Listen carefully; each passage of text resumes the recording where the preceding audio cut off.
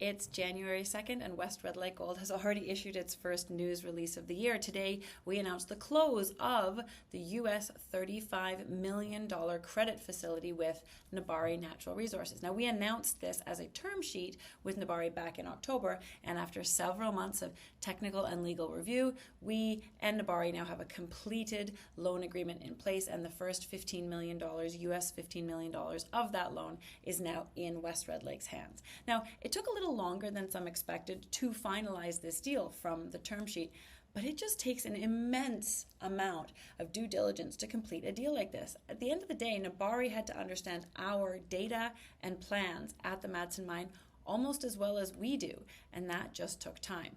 But now that effort is behind us, and I think looking forward from here, what matters are three things. First, the Madsen project held up well against all of that questioning, and I take that as an endorsement. Nebari agrees with us that this mine makes sense to put back into production in this gold environment. Second, this capital has West Red Lake Gold well funded to put Madsen back into production.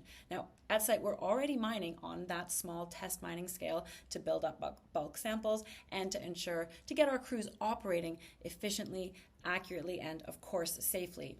And we are also, finishing the connection drift, advancing other underground tunnels to access new areas for drilling and later for production, and we're getting ready to restart the mill. Just before startup, a mine is a really busy place, and having the capital in place to fund all of that activity is vital to getting Madsen back into operation.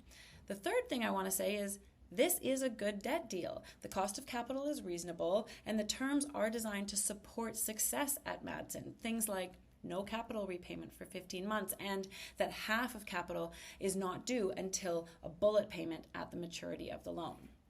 We're really excited to have accomplished this really key restart requirement. With funding in place, the team can now focus completely on just getting Madsen back into operation smoothly, successfully, and soon. And for those of you who are waiting on the pre-feasibility study, I can tell you it is coming soon.